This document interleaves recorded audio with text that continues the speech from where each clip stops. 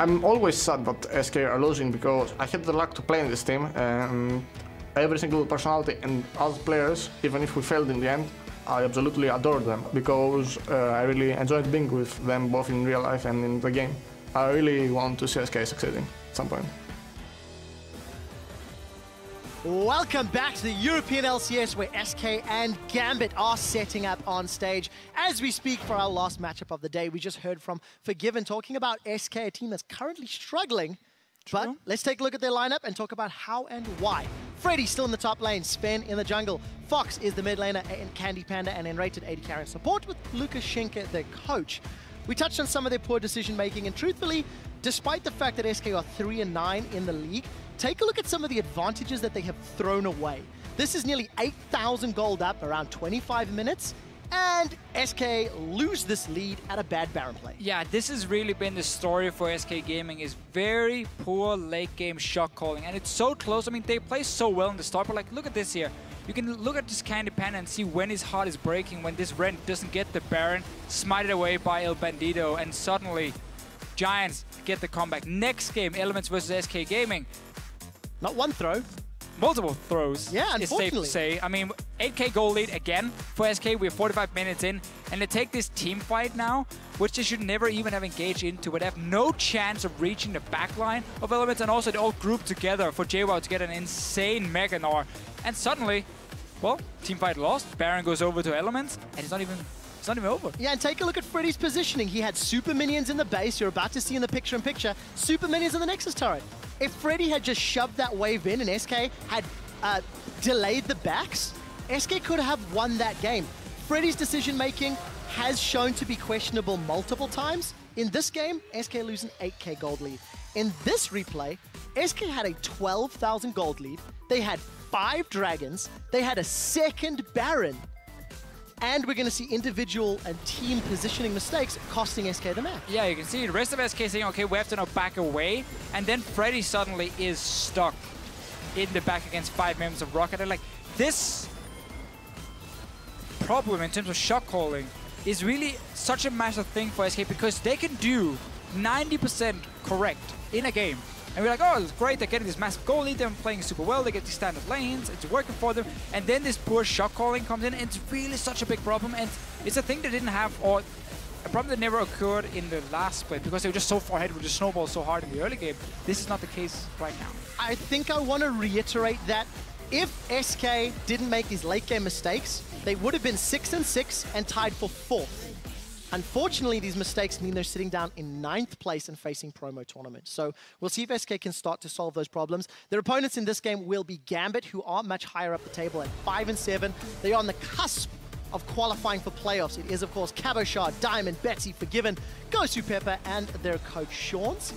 Last week, the Fish Show, we took a look at Diamond's minimal kill participation. Let's talk about then follow it up. Yeah. Still low kill participation, but a better performance last week. Better performance. Diamond, though, has turned into a jungler that plays a lot around vision control. He's their jungler that plays the second most wards per minute in the EU LCS, and that's how he creates pressure, or how he allows his lane to play very aggressive. You look at his stats here. He got 1 kill in 2 games pre-50 minutes. That's nothing. He didn't get a single assist or anything. So when you look at Gambit, it's not about Diamond going in for the gank to get a kill for like Cabochard or for Forgiven.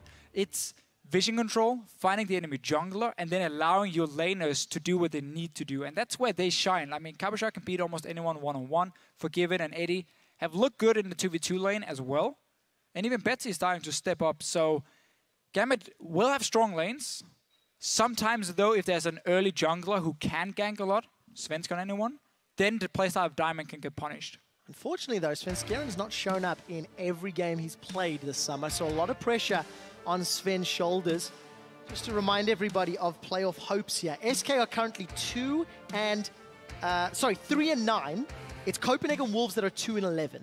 So with that in mind, tomorrow when SK and the Wolves do battle, that could determine who's looking at that automatic relegation spot. So if SK can pick up a win against a middle table team, they can already start to put some growth and some distance between them and the Wolves. So let's look at first ban. Freddy is not an AP top laner.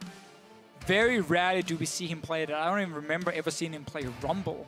So Ryze being banned away on blue side from SK because of that.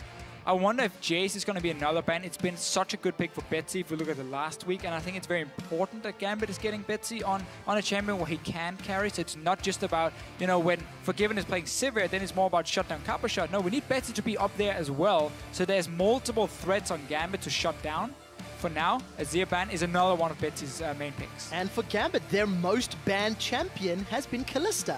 6 games it's been taken off the table. Forgiven showing he is not playing the Spear of Vengeance, and also purple side. Also purple side. Doesn't want to give it up first pick. Candy Panda, unfortunately, 0 and 4 on that champion. The next ban will be Shen. But it is interesting because regardless of sides, Given is not playing the champion. No, we when everybody else in the world haven't seen him. He's been picking up more though of these like utility picks, like this Sivir. That's something we have to give him credit for, and he talked about it last week after one of the wins, how it's no longer just about individual players, like Forgiven being a big carry like it was on SK. No, it's a team effort. They go down together, and that's a great change for him. We see SK Gaming even respecting the Sivir pick, so they banned it away this time. Clearly have, see what first pick they would want now that we have no jungle bans so far. Alistar could be an option for SK. Lulu ban from Gambit if they wanted to. It's been banned a couple times against SK in the past, and they also put high priority when it was available to help pick up some of those wins. The only wins that SK have secured. So Gambit is trying to bait a Gragas first pick here from SK. And that's not necessarily a bad thing for SK to take that Gragas, but Diamond does like to play Nidalee, even though it's not always been too impressive. I'm not a fan. And you can play Nidalee fairly well into a Gragas. Early game, you can match him really well. You might even be able to beat him. Also, the Runeglaive change is something that is kind of given Nidalee a few more options in how she can play, now that she has a bit more auto attack threat with the Sheen proc, or the Runeglaive proc as it is. However, SK clearly thinking this one out. I mean, there's a lot of smiles. Yeah. If there's one thing I'm noticing in contrast to the two teams, everybody on SK side has got massive grins. Okay. And gonna surprise, I think, both of us with a first pick Ezreal. So that's a flex as well. It is a flex pick.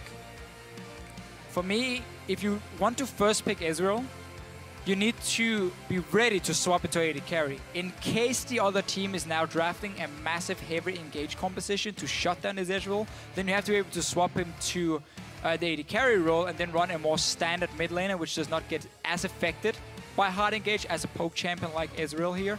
Sadly for SK, they banned Azir themselves. He is one of the quick turnarounds you can do because Azir does really well into like heavy engage. So you then swap the Ezreal to AD carry and you pick the Azir and you're like, haha, fooled you.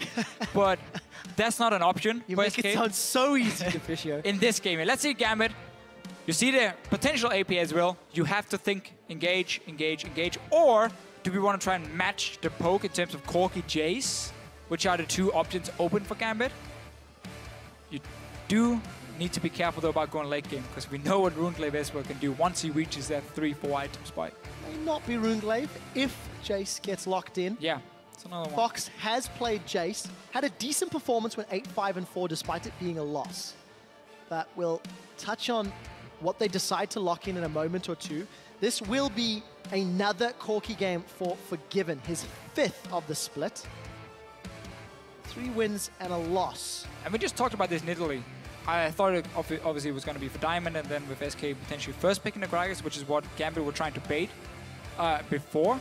We have seen Echo full tank, obviously from Svenskeren a few times. Been fairly effective, honestly, for him. And I wonder if this Nautilus, I mean, obviously, again, it's a flex pick, can go and raid it, but I could see it as a Freddy champion as well. Massive tank in the top lane. It is the style he likes to play.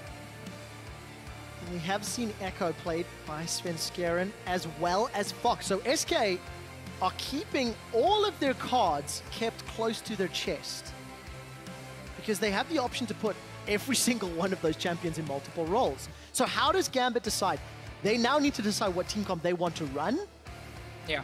And just hope for the best in terms of what SK is going to eventually swap out. If I'm Gambit, I feel like I can somewhat predict at least where the Echo is going to go. I'm not, and again, Freddy is not an AP top laner. And we haven't seen Echo mid lane very often because of the fact that, yeah, okay, sure, they played it once, but now we have to remember he's been nerfed a little bit, and he's just been a very effective jungle pick because you can just go full tank. So I would say if I'm Gambit, like, that's going to be an Echo jungle. I'm going to say it's going to be a Nautilus support as well, and Freddy maybe wants a bit more of a split pushing pick for himself in the top lane. That's if I'm Gambit and I'm trying to predict where these picks are going to go. And you see for them, they're saying, we want to make sure we have some backline threat against your potential poke composition. And that's why they're locking in a Yasuo. This is a blind pick, though. And I'm not really the biggest fan of it right here. I want to see more of what SK is doing, and then I would have it as a last pick for them. I wonder if it's going to go top lane potentially, though, for Cabochard. Maybe Gambit's been scrimming Giants. It was banned once against them as well, but we were like, huh, Why Yasuo? surprising ban. But now they get to lock it in. So let's see if it is a flex pick for Gambit or not. And we have seen Yasuo into Nars. If that is a counter in Europe, as it is in other regions, it also reduces one more champion from Freddy's pool, his second most played, we should point out. To see what they decide to lock in. It looks like it's going to be Nautilus top if this Victor and Lulu get locked in, because we expect that Lulu to be in N-Rated hands. So if I was Gambit, I would have predicted wrong with the Nautilus at least. But it does mean we see SK Gaming say we first pick Israel, but we realize now with Yasuo coming in, there's backline threat from Gambit, so we're going to change it up. We're going to move him to that AD carry position. We take the blind pick Victor. Again, he's a safe laner. He can perform really well in most compositions off of that guaranteed wave clear as well, which is what you need when you have like an Ezreal AD carry. So SK Gaming just changing around a little bit in terms of, or looking at what Gambit is building. And I want to see if Cabochard wants this Yasuo top then into a Nautilus. It's not a matchup I've seen a lot of. I've never seen. I was going to say, I've not seen it at all. I'm not worried to say that in the slightest. In the game of pick and ban roulette. It's all mind games right now. In the game of pick and ban roulette, who has come out the victor? We've got 4 seconds before we see this final pick. It will be a Yasuo top with multiple knockups, multiple knockaways, multiple options. Cabochard to find a target. If Gambit can manage to get Cabochard rolling, then I really like the composition they've been building here in terms of getting to the Victor, getting to the Ezreal. What SK Gaming is going to do is they're going to build a full tank Gecko and a full tank Nautilus, who's going to be a pain. I mean, Forgiven won't be able to take them down, but that means it's not going to be about him anymore. It's going to be about what Cabochard can do towards the backline of SK Gaming instead. And if Yasuo can beat the Nautilus in the one-on-one, you're going to have a split pushing threat coming in for Gambit. You have decent or great wave play in Corki and Orianna, so it's a very safe comp in many ways for them. And you have enough knockups. I mean, Shockwave, and you have Alistar, you have Gragas to set up Cabochard in these fights here. SK Gamer obviously with Lulu, which is one of the traditional counters to a Yasuo, being like, hey, I can wild growth whatever target you're jumping. But it's going to be support Lulu, so late game, the shields and the HP from the ulti is not going to be that huge compared to what a late game Yasuo can do of damage. We do know though, in rated 3-0, the 3 wins that SK have picked up have been on that single champion. They held their cards until the very last pick. Maybe surprising Gambit. Gambit have put together a pretty good team composition with, again, multiple options. Good wave clear. Decent engage options. I really fear SK will lack damage. If the Victor pick gets shut down, even in the fight or just in the early game, Ezreal is not going to be the guy who's destroying what Gambit has built up here. Obviously, maybe some people on Twitter disagree with me on everything. We'll find out. You can see the SK flag is lit as they trudge into battle against Gambit. Last chance saloon, possibly, for SK, as they are very, very close to that automatic relegation position. Yeah. DeFisher, you've highlighted some options here for Gambit. If Gambit focus Cabochard or Betsy's lane, those are keys to victory. We're expecting Forgiven and Ghosted to play it safe. I would definitely play around some of the Cabochard. poke and harassment. Yeah. I mean, don't bother trying to gank an Ezreal Lulu lane. That's going to be such an annoying lane for you to try and gank. Also, Corki, Alistar. It's going to be a very passive lane in that sense. Obviously, Lulu is going to bully out the Alistar in the early game. Play around Cabochard in this Yasuo. Make sure he can play offensive or aggressive with wards and with Diamond staying around. Just shadow his lane. Gambit is looking for an early invade. SK Gaming is not doing what H2K did before and group up and try and trap them. They're just splitting up, trying to cover every single entrance. Nobody's responding yet from Gambit to try get some deep wards down. To at least even what what Gambit have done. So early advantage to Gambit. We do finally see Candy Panda and Enrated moving further and further into lane. He's trading. Freddy's starting with a sweeping lens to see if he can clear out one of these level 1 wards and potentially set up a swap. Now he is spotted, obviously killing this one. Now the only question for Gambit is he going to recall? Is he going to stay? For now they should assume he's gone top lane. That's where they got the latest information, and they never saw the bot lane of SK move around. So that's what they got to work with for now. And they will just swap Forgiven and Ghost of Pepper away from this Lulu Ezreal lane. We talked about how annoying Lulu is going to be in the early game of it. They swap it around and also see if they can deny Freddy a little bit on this Nautilus. Krug started by Enrated and Candy Panda. Focus down the little one. I talk so much about this champion. You can see the stats on your screen as Forgiven and Gosu, they will secure their Krugs and move their way into lane. So Freddy's got a little bit of an early push. Enrated and Candy currently no opposition. Cabashard's currently was holding Diamond Prox's hands until he's just recalled. So Freddy will always try and get an early push in his lanes, even if it's a 1v2 situation. He wants a bit of farm, and then because we had to change quite a while ago with the XP range of minions, he always stays and he tries to soak up XP for himself. Sven and Diamond are going to find each other. Sven decided to start on the weak side. Did Grump, then did Blue Buff. Gambit did not invade, despite having the lane top. They took their own camp, so wanted to secure a buff and potentially be ready if SK had swapped the dual lane top as well. So for now, Sven will get 3 buffs, seeing as they should be able to secure the blue buff of Gambit as well, because he was starting on that weak side and no invade from Gambit. So we do see Cabashard, he's moved up to that top lane. The wave has been pushed all the way to Freddy's tower. Freddy holding on to his teleport in base, and Candy Panda's trying to push out bottom. So I just want to talk a little bit about what we see here. There's been a slight change in how a lot of teams play the lane swaps. Now it's the top laner who's sitting with the dual lane to kill the tower, while the jungler is still moving around the map and farming for himself. So he's going to be stronger due to this. You even see Diamond is recalling now because there's no real camps for him to take. And then what you do is once you kill the tower, you just leave the lane for your top laner, and you also give him, in this case because you have a Yasuo, you give him full gold from the tower. That's what I would like to see from Gambit. So Forgiven and Ghost Paper will then move away and let Cabashard finish off the tower, get the full gold for himself. You can see it right here. And then Ghost Paper walks back in. So they might just want to share it. I like it when you just give it to the top laner. Gives him a small advantage. And he is on a Yasuo who needs to snowball. So first tower secured in favor of Gambit.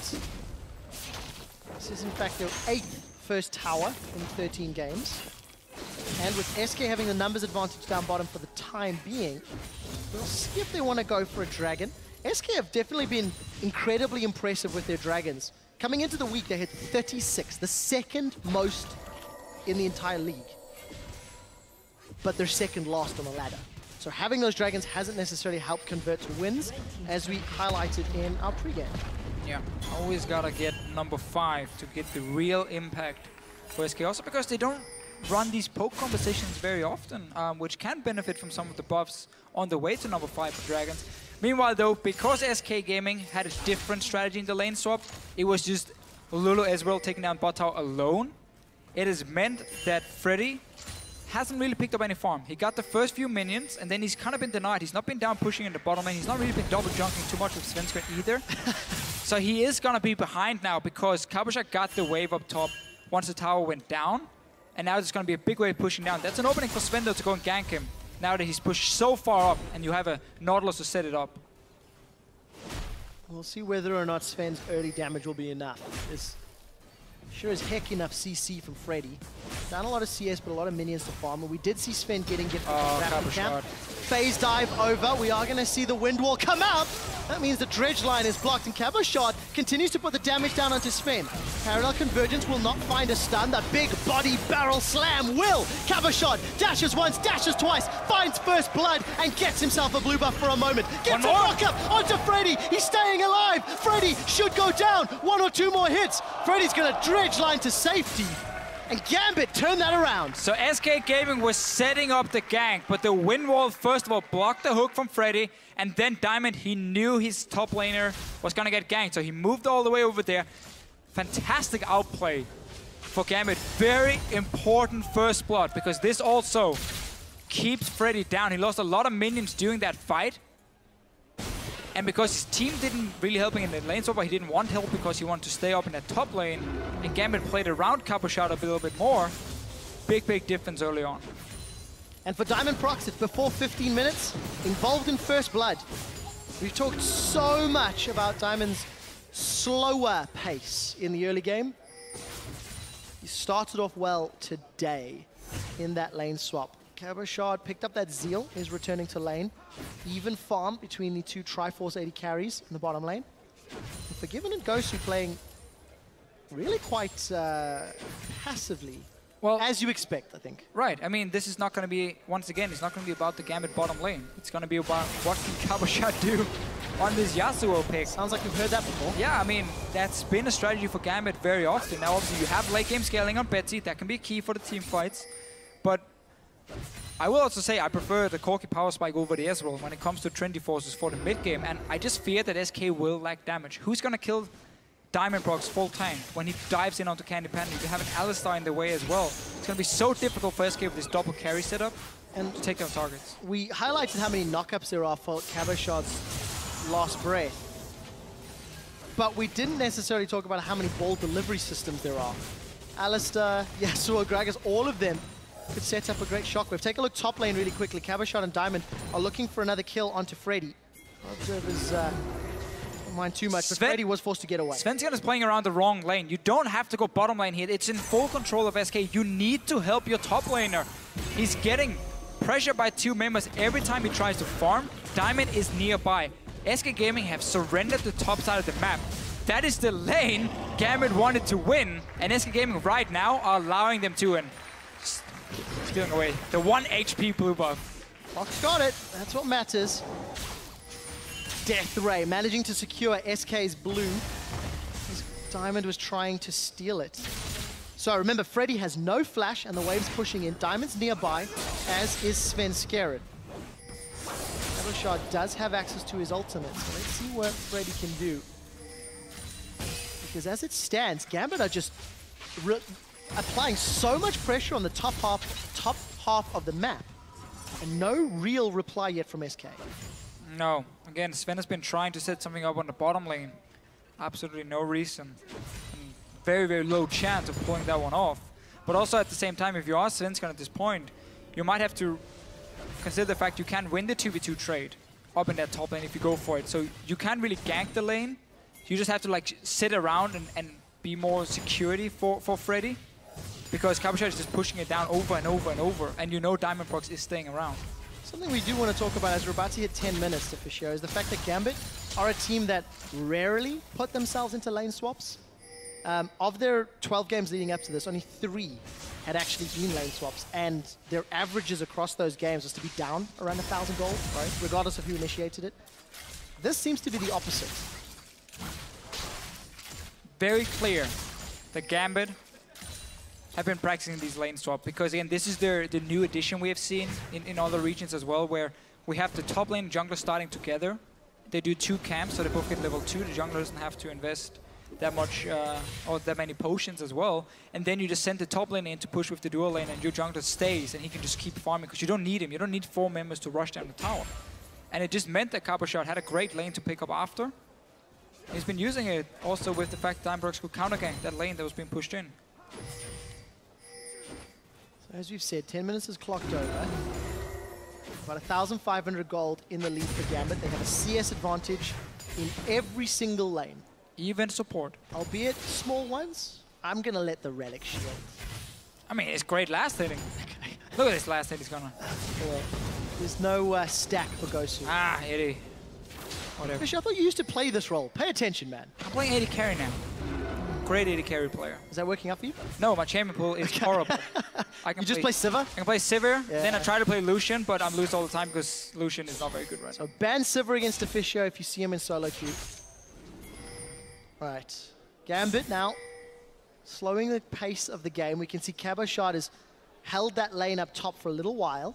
And Sven, we mentioned in Picks and Bans how if Sven was able to disrupt Gambit's chances, maybe he could work out. Going to look for an engage. Parallel convergence. This might be a stun, and it catches Betsy out. The Chaos Storm will burn Betsy down.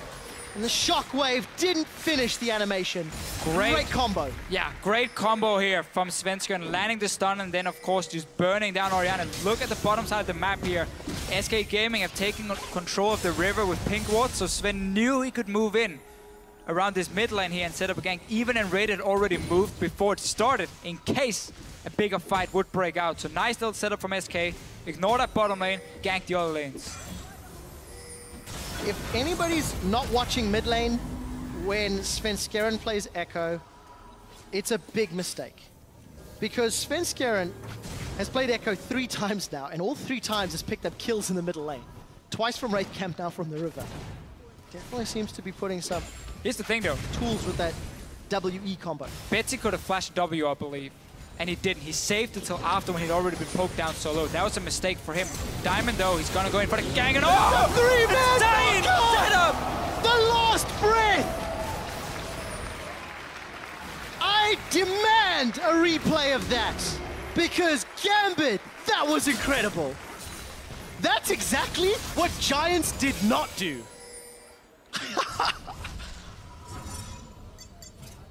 Man, that was insane. I love that play so much. Cabochard Diamond roaming down. Revenge for killing Betsy. Yes! Alright, okay. Diamond, flash burst time, and goes to Pepper. 3-man ulti. From Cabochard as well. I mean, you rarely get this great of a setup. And you even blocked the ulti from Candy Panda. I've not seen anything else that is deserving of an LCS big play than that. Gambit, they did manage to take the tower, and now they need to defend. At 13 minutes, they've got themselves 4,000 gold in the lead. Cabochard has teleport available and is pushing the inner turret in the top lane once more. Great play from Gambit, and we talked about this. We talked about lane swaps. The lanes reset. And a well-timed roam with a minion wave allowed that dive to happen. And these kind of plays are so much easier for Gambit to set up in this game because they've been winning this top lane, and Cabochard has just been pushing it down over and over, and suddenly the route he has to take from the tier 2 tower and top down into the mid lane is so short for him. It's been warded up most of the time. He just walked in there with Diamond. So you set up these tower dives where SK, I mean, it's such an impossible situation because you might expect the dive to come, but if you leave your tower, you just might even end up giving up that tower to Gambit for nothing. But you can't really stay either because you know there's this risk of a potential dive coming. And that's how teams are able to simply shrink down your own minimap. And they give you such a small map to play on, where if you move too far out to even just your own tier 1 tower, you might just be at risk of dying because you've been losing one of the side lanes, and it opens up for these roams and these dives, and which teams are getting better and better at executing. Exceptionally so from Gambit. They continue to demonstrate growth in the summer split. With most games we watch from Gambit, it is a slow and steady climb to looking like a better team. Last week, their systematic shutdown of Copenhagen Wolves in the lane swap, also to get Cabochard ahead on his Fizz, was well executed, regardless of the fact that it was against a struggling team. SK have not had the same struggles that Copenhagen Wolves have had. Yet, they are still down at the bottom of the table, and Gambit, again, off to a great start. We did catch a quick glimpse of Forgiven killing the Crab. He's got that Trinity Force already versus a Sheen and a Phage. So item advantage if Gambit can find another team fight. And there's a lot of grouping taking place. Forgiven's miles away. It's also just about Cabochard getting one-on-one lane. He's going in on Freddy. Last breath is up. Freddy's going to throw down the mine. Not going to get knocked up by Depth Charge. Look at the rest of the team, though. Everybody's converging. Forgiven is not here. Svenskeren's got knocked up, and Gosu Pepper is going to get stunned by the parallel convergence. SK's in the retreat. Svenskeren gets caught out. Going to Chrono Break back, but it will not be enough. 2-0 Cabochard. I really want to highlight how Gambit is very clearly pre-planning these all-ins for Cabochard. As soon as he jumped on Freddy, 3 members from Gambit went from the mid lane and started moving down bottom lane. Diamond was there first, then 2 other guys followed after, and SK Gaming are fighting in a disadvantage. They don't have Trinity Force complete on Candy Panda. He's out of mana as well. There's just no damage for them. So Gambit are happy taking these fights. They're happy saying, okay, we're going to all in. If you chase them down, we're going to follow you. And that's in our favor every single time at this point. If you use your AD carry to zone out a Victor, main damage source for SK, do that every time. Gambit will be securing the third tower of the game. There's no one from SK to defend. And just very, very good play coming out of Gambit. I once again just want to give Diamond some praise and Gambit as a team, because not only are they looking coordinated in a lane swap, which they have limited experience. Diamond was 1-0-2. He had 100% kill participation in 15 minutes. It's not something we've seen. Fox has picked the fight with Cabo or vice versa, and Fox is going to get dumpstered. Cover shot is so strong. Everything from the early game has been to set him up. He's been using it. Diamond is sitting, ready to help cover shot as well. Almost all the time. Now he doesn't need him anymore. Now he's a grown man, make his own decisions. Implying he wasn't before? Well, I mean, Diamond was there to help him at least. Babysitter Diamond. That sounds like a Photoshop I'd like to see. Babysitter Diamond wearing a Gragas skin. Ghost Pepper's going to be babysat by Diamond. Pink Ward's getting cleared out. Candy's actually aggressively arcane shift forward, and Freddy's found a dredge line. Ghosto's already thrown down that unbreakable will and will continue to get away. Lethalon slows down, and Pulverize does not connect. And Freddy will stay alive. SK remain grouped and begin sieging this outer turret. Yeah, only have Candy Panda here to really hit the tower. Victor joining in now. It's 5 members from SK. They just used quite a lot on that. That's fine. Oh, he got it again! Man lost breath! That double kill for Cabo Shot, and he wants more! He's gonna keep sweeping that blade across. He's gonna find himself another with the help of Gambit. Killing spree shut down by Fox, but it does not matter. An ace for one! And this time he even set it up himself. He lands the knockup. Cabo Shot jumps in. Gambit are pulling off some insane combos in this game. And SK Gaming just have zero answers. They've been behind since the lane swap. Nobody's gonna stop the Yasuo at all. Not even close. And SK Gaming were the team who was like baiting around all these flex pick in the pick of Memphis. Let's see it again. Knock up well. Where's Candy Panda? Let's knock him up 3 guys. Yeah. Everyone else from Gambit's like, yeah, I'm helping, I'm here too. But it's just all about what Cabochard is doing. 10,000 damage has already been dealt to champions by Cabochard. It's more than double the next highest, who is currently Forgiven. 10 kills to 2. We're getting close to 20 minutes. We're getting close to 10,000 gold lead. How much money is Cabochard? God, he's 8,000 gold, 3K ahead of Freddy. And you know what? He's only getting stronger. He doesn't even have Infinity Edge yet. I mean, this is not exactly going to be a lot better for SK in that sense. It's only going to get worse and worse and worse. And this is just all praise to Gambit. Gambit played the lane swap, they started it.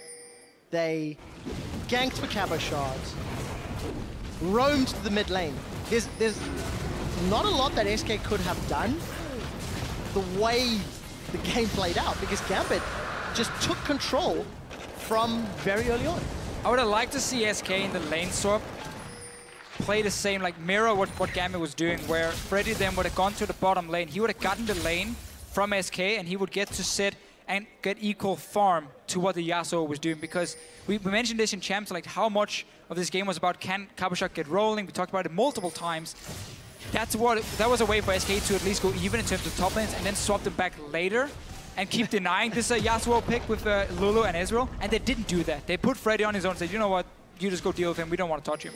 And to expand on, you know, Cabochard getting resources and Forgiven getting resources, when you actually look at the percentage gold share that they get for their role, both Cabochard and Forgiven are #1 in the European LCS, which actually leaves Diamond 10th out of 11 for gold share, and Betsy 10th out of 10. So all of the golden resources have been put into those two. All Diamond is farming is just enemy wards most of the time. Cabochard is getting all the kills as well, so it is the way Gambit is built up. We have seen Betsy step up more and more and start playing some of the carries, but he's never been consistent enough, in my opinion, to be relied on as 100% mid lane carry. So we have seen him being playing more utility, mages from time to time. This one as well, I mean, obviously utility wave clear in the start, then late game, yes, he's going to be a big carry, but Gambit won't even need him in the late game at the moment. It's a different style of team, but it's working for Gambit most of the time. They're 5 and 7. They're looking to put some more distance between teams below them. If Gambit pick up a win today, which is looking very, very likely, they will then tie the record with Giants, meaning that battle for 4th place is getting even more contested as we're nearing week 7, week 8, week 9 in the LCS. Gambit is just becoming more and more meta as a team. The addition of Sean's as a coach has clearly worked really well for them. In the start of the split, I remember I was looking at some of the pick and ban phases, being like, you're giving like every single OP pick right now to the enemy team. And it just went super wrong for Gambit in like 20 minutes and the game was over. But now they've really changed a lot of it. And sure, Kalista is not there. It's been about it for them. We see more and more maybe Forgiven strategies ahead of the curve. Maybe Forgiven knows it'll be nerfed and won't be able to be used by time playoffs rolls around. That's when he laughs at all the people. Cabo wants more. Cabo should get more. Dredgeline away. Cabo's going to keep going. A new challenger appears and Fox shuts him down. Cabo Shot's got a small grin as he realizes he bit off more than he can chew. But you can see Gambit already making a cross-map play because you know there's going to be at least 2 guys trying to kill Cabo Shot. Top lane tower goes down, and then even though SK got a kill, they lose more. Gambit, another small advantage. That's how you always want to play split push. Notice how we had 3 lanes at once pushed down. So once the gank happened, something went down elsewhere. Now it's going to have to be Baron soon because Gambit is running out of outer turrets to kill. And this is a very important game for SK as well. Not only is playoff hopes less and less likely with the loss, but for SK, they're down 0-1 to the Copenhagen Wolves, who are below them. And SK play the Wolves tomorrow. That could determine head-to-heads. We'll expand on this. They're going to have to stop this Baron then, Trevor, if they want to have a chance of winning this game. I don't think they're going to be able to. They're not! Baron has been secured. Cabo Shot's found Sven Skjern. The Chrono Break will buy some time, but Forgiven, as well as Cabo Shot, will double team Sven. Baron secured, Dragon secured, 5 towers. Last time I said those lines, it was for SK, and SK ended up losing that game. I don't fear the same fate for Gambit today. They've been playing near perfect in this game. Very, very few things. Gambit didn't make the optimal play. And now, well, let's kill someone. So, Fox gets knocked back into the team. Diamond Prox as well as Gosu Pepper tanking for days. Freddy's on the front line though, and Gambit forced to retreat. He didn't get the damage they wanted on Candy and Fox. And those empowered recalls mean they can rinse and repeat to try again another day. Yeah, I wanted to pull off the combo. I think the tower was a little bit in the way. Gozo Paper had to like walk around it after his combo and didn't manage to get a whole lot from the shockwave. Didn't get to see it too closely though. Instead, Gambit can reset it. One mistake, nobody died. You can get a dragon for yourself and you can go back to just split pushing with this Yasuo. Vintage is completed. Kabashat says thank you very much. Got that after his sped up recall.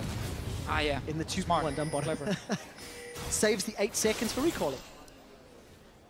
Diamond Prox and Gosu on the front lines in the middle. And as you mentioned, Officio, Baron empowered minions down bottom. Freddy is praying for support. Remember, Frozen Heart, we'll give him some time. Yeah, but remember this flat armor penetration coming, or the armor penetration for Kappa Shot as well. Against these tanks can be very effective. He's going on Freddy. So Freddy's got Courts out, Wild Growth used already. So they've traded Last Breath and Explosive Cast. Steel Tempest knockup follows, and Forgiven's pushing middle, while the rest of Gambit are pushing bottom. Gambit will continue to farm out the jungle and push up to this middle lane. Forgiven's got a couple hits onto the tower. And while this strategy is working right now, I need to be a little careful not to leave Forgiven alone. I remember when he played for Copenhagen Wolves last year, it was one of the problems that the team had, because Forgiven was always in a side lane. never with the team when they needed it. Not the case on Gambit though, because Cabochard has taken over these side lanes. It's not for Forgiven, ever really. He's gonna sit with Betsy, with the team. Last outer turret is down. Mid lane is very open if Gambit want to go in and land a few hits. Obviously where the Sheen always works wonders and should all talk about before this armor penetration from Cabochard.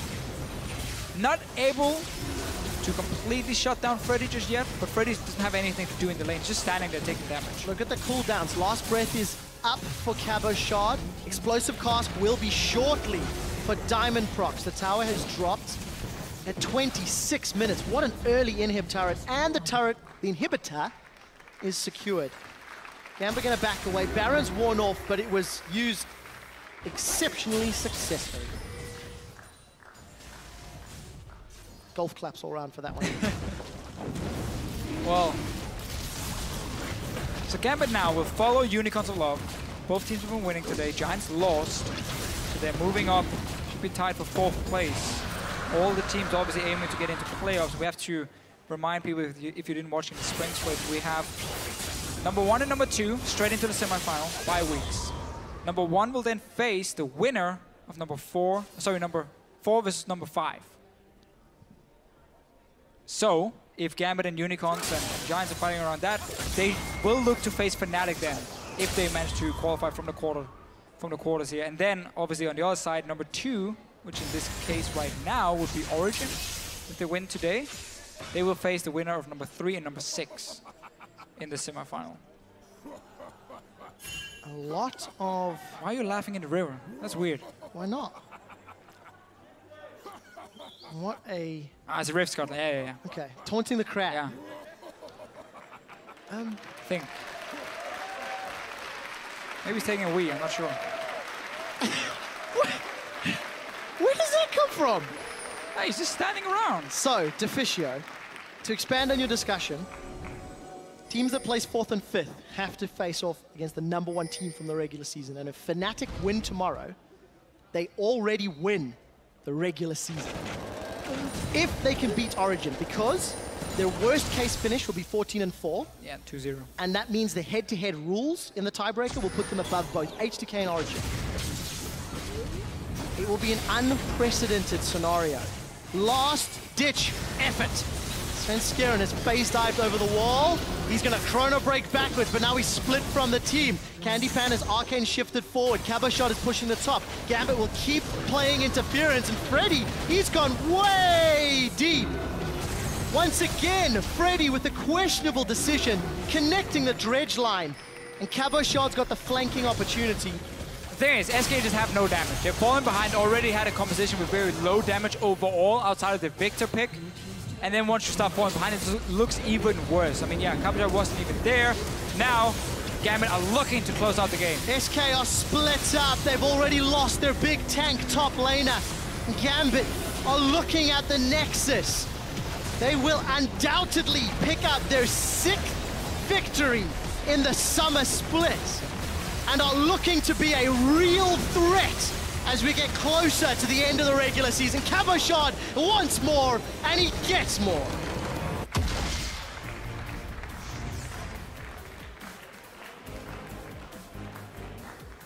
Fantastic game. Yeah. 29 minutes, start to finish. 100% under control from Gambit here. Had a few, you know, the Yasuo flex pick coming in. SK didn't really know where it was going to go before the last pick, but also SK Gaming likes to run these comps here with double tank and then double carries.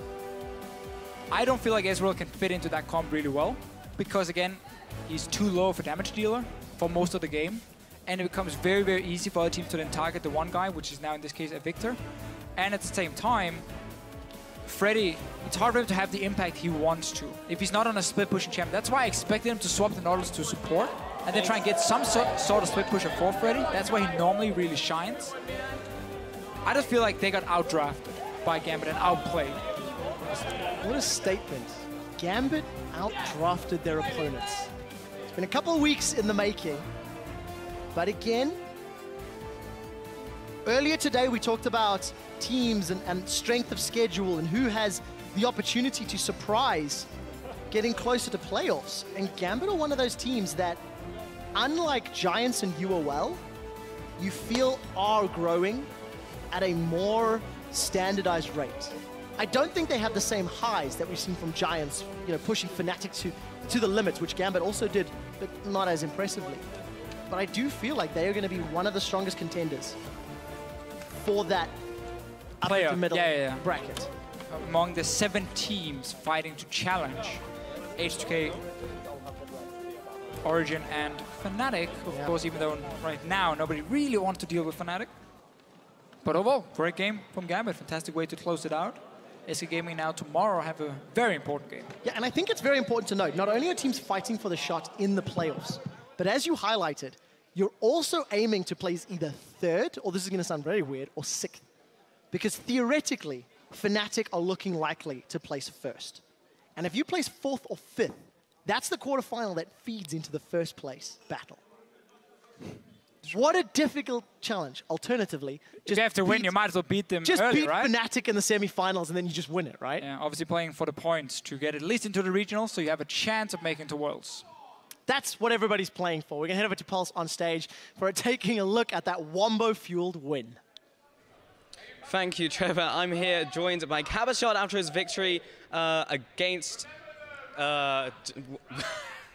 after his win. Now, you picked the Yasuo very early into your draft. Now, it was completely blind into the top lane. Did you have a game plan going into that one? So actually, I don't want to reveal too much, but it wasn't planned for me in the first place. But after what they picked, we figured that it could maybe work better here. So we decided to go with Yasuo top lane. Okay, so I completely brain-farted. You went up against SK, you took it to them. I want to ask you about your expectations going into playoffs, because you did very well against one of these lower-tier teams, but do you think you can do the same against the likes of an Origin or Fnatic as you approach those playoff scenarios? Yeah, definitely. Like, we had a lot of issues in the start of the split, but as the split goes on, we are getting stronger and stronger, and I think we'll perform very well in playoffs. Well, I know you don't want to give away too much, but you played into the Nautilus. You did do that lane swap. In that scenario, do you think Yasuo is stronger in that matchup? Do you think there's a lot of matchups that Yasuo can straight up win? Actually, not so many in top lane, but I think Nautilus is overrated in top lane, and a lot of people just tend to pick him as a new Maokai. But you can see his flaws and just abuse him easier than the Maokai like before. So this matchup, it was fine, and our team fight with Orianna, Gragas, Yasuo, Alistar was really sweet, so it worked really well. Yeah, it definitely did in that game, Cabashot. Once again, congratulations on your victory. We're going to shoot it over to the analyst desk to break down the game and to close out the day. Thank you so much, Pulse. Cabashard saying it was a pretty sweet combo. Destructive is more what I would call it from that very first fight on that they absolutely dominated in the mid lane. It was just all off from there. Crepo. Yeah, well, he watched the match, you know. I streamed enough. I mean, beautiful wombo combos. I love to play. Yeah, obviously it's really fun to see that. You know, once these combos connect, and obviously for Gambit, it almost felt too much. Everybody wanted to set up the combo. You have the Alistar, you have the Orianna, the dive in the mid lane. It was double proc, you know, the Gragas body slam flash, triple pulverized combo, and then all you have to do when you ask was just wait, press R at the end of the knock-up, and get that extension on the knock-up, and yeah, beautiful when it comes together. But I feel if you get into a position where you allow Yasuo to 3-man ulti you already made, like, you deserve to lose the game. You should never get flanked like that. You should never get exposed like that, because it is an obvious telegraphed composition, you know? It wants to knock you up, extend that knock up, and then take you down. Don't group up.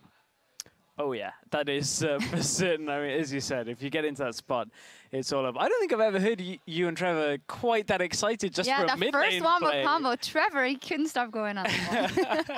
I mean, it's a great play. It was. I just like watching a team that is clearly growing every single week, and they find new strategies to use. I mean, this was a new lane swap for Gambit, at least. It's something we've seen in NA, we've seen it in China and Korea a few times, how you play when you keep the top laner obviously alone, and he double jungles in the start, and then you move him up to the lane. And I like that from Gambit, because SK Gaming were clearly a step behind already from that moment in level 1 in the lane swap, and that was a big problem for them. It was a big problem. You talk about Gambit and kind of doing different things, trying new things. The Yasuo top is something I saw earlier this week in Challenger, specifically in the NA matchup that we've seen over in LCK.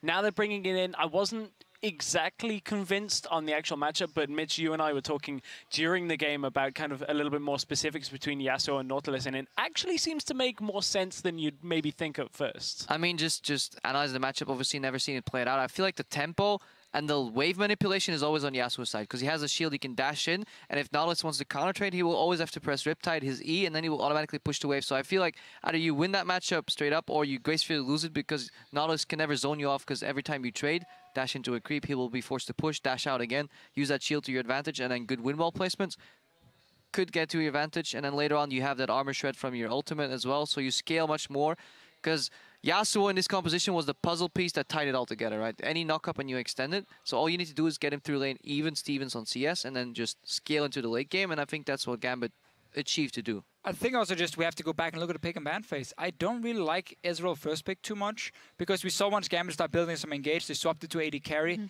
And for a team like SK Gaming who likes to run tanks top lane, it just didn't really fit in, and it was like they just got in a lot of problems already from the pick and ban phase, and it very quickly snowballed. Yeah, good adaptation there from Gambit as well. Fantastic play from them. Well, 5 more games behind us here in the playoffs, drawing closer. Let's look at where the teams stand after all of that today. First, second, and third are looking quite familiar, and then Giants, Gambit, UL are tied for 4th at 6 and 7. As said, HOK maybe dropping the ball here today quite decisively. What else have you guys seen after today? And for me, it's the fact that at the start of the day, we're talking about all these teams tied in 5th place, but now suddenly Elements ties Rocket, and they're only 1 win away from jumping into that pool of people in playoffs. So it can very quickly change up, even a couple wins here and there, and it's just very interesting to see that sprint at the end of the season. It makes you wonder, especially these teams are going to have this question, like, what if? What if we won 1 more game? I had it like last split as well. What if we just won 1 more game? We wouldn't even be risking relegations right now. Now you're with us. And now we're here. Started at the bottom, now we're here. But that's also the thing for this last matchup we just saw with SK Gaming and Gambit. SK Gaming needed to win that game if they want to start moving closer to playoffs. They obviously want to get out of relegation. We had this segment about how many games they've been so far ahead and then they lost it in the end. They're going to look back at this split and be like, that game, we should have won, we lost, and we now potentially find ourselves in relegation. At least in this one, they can say, okay, we got really far behind, so. Well. Speaking of getting really far behind, or I guess that was the Wolves case, Unicorns on the other side, maybe the first time we've seen the glimpse that we saw from the spring split towards the end. It was against the last place team, so let's not get too excited about it, but they showed they have clear calls when it can count for them. Yeah, we'll see if they can make it a 2-0 or if they stay inconsistent. Now, earlier today, we asked who your must-ban champion pro combo was, and you had a lot to say. Our first tweet is from @Echoes911. You have to ban Reignover's Rek'Sai. He is the true metronome of Fnatic's early game. Super interesting in the context of what we saw here today, because I said he was forced on that Rengar, rather, which could have seemed like a problem, but Fnatic then got that Baron and ended it anyway. Yeah, I don't think you could outban Fnatic at all, so I like the strategy. There's been a couple of tweets that go, why would you ban these champions?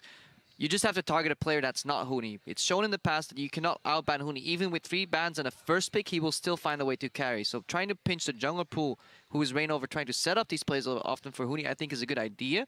I think Fnatic is just too damn good. They're playing Gravity Chamber right now. They have to put themselves 1,000 gold down to prepare for the Koreans that are coming at the end of the split, because otherwise it's just too easy for them right now. Nice quoting of your own tweet there. That's a tweet by @Scumbag, by the way. Well, our second tweet we have here is from @MrHype. Pepinero and his Ezreal, although they didn't have a 2-in-a week, the Rune Glaive damage is tremendous, and he was excellent on it last week. Yes, but it was banned today, and he went for the teleport Yasuo. I'm so tired of this teleport mid lane from It's Pepinero. Charu's back. I don't know why he's doing it. Because yeah. this guy is so strong one-on-one. Don't put yourself in that disadvantage. But yeah, it was banned away. It should be, because Giants have shown if they play these late game poke champions, they have these chances at least of coming back if they do fall behind. When we play a TP Yasuo, you have no chance of coming back. It could have worked. I mean, we saw... Everything could have worked. Everything could have worked. That's true. You can play Teemo support and it could work if you blind the AD carry and you win the team fight, right? That's true. Anyway, with playoffs on the horizon, it all comes down to these last few weeks in Fantasy LCS. Looking at the numbers, you'll be happy if you have Power of Evil on your roster today. He opened the day with a stellar AP Kog'Maw game, picking up 7 kills, 10 assists with 0 deaths for a total of 34 points, over 34 actually. He is today's European LCS Fantasy leader. We asked him, he said, well, I just loved Kog'Maw in this composition. I feel like he would go to it whenever it's open. Yeah, I feel the same way. And since Trevor's not on the desk, I'm going to take this liberty. Oh. Haha, Trevor, you took him off your fantasy team last week. If you left him off, that is not a good decision this week. I just want to talk about the actual game and not the fantasy. I really feel, even though PoE did very well, Chachi was the driving force that game, and it was nice to see him step up, and he kind of set the pace for the momentum, especially that I think the most important kill in that matchup was the one kill that Power of Evil wasn't involved on, and that was the early first spot on Freeze, and that kind of set the tone for that game and, you know, broke the Wolves' hearts. And definitely have to see, instead of looking at Unicorns, what are the Wolves going to do? Like, we're nearing the end of the split, Desperation's coming in, are we going to see the Ultra Cheese, or just, you know, bad plays? Their desperation howl, we will see. Well, looking towards tomorrow, there are a number of opportunities to climb into standings as we kick off the day with a game between Rockcat and H2K. Gambit will face Giants in a fight for 4th, and later on in the day, it's time for a game of the week between Fnatic and Origin. Fnatic still going into that one undefeated. Gave H2K a little bit of a head start, but that's what we're going to see tomorrow. So we'll see what happens then. And until then, it is time for us to sign off. I'd like to thank the coaches that joined us on the desk today for their expert insight. And on behalf of myself and everyone here at the LCS, have a good night, and we'll see you back here tomorrow. Noise is getting hot here. Let's go, guys. It's going to be week number 7, starting off right now. Gets the knockup, gets the second knockup with the wild growth. Look for Chachi, baits out Cast. They take him down, they're just too big. And in the end, it's GG to the Unicorns of Love. I'm looking right. Let's. Nice. Steve. Right. Finish Baron. Nice. Elements have done it. They topple Rockcat and move up the standings. Here comes a teleport. Peppy's coming from the middle lane. He's looking for Niels. He will not find him. Second one. Teleport. Woo! Yeah. Nice. And they obliterate Giants.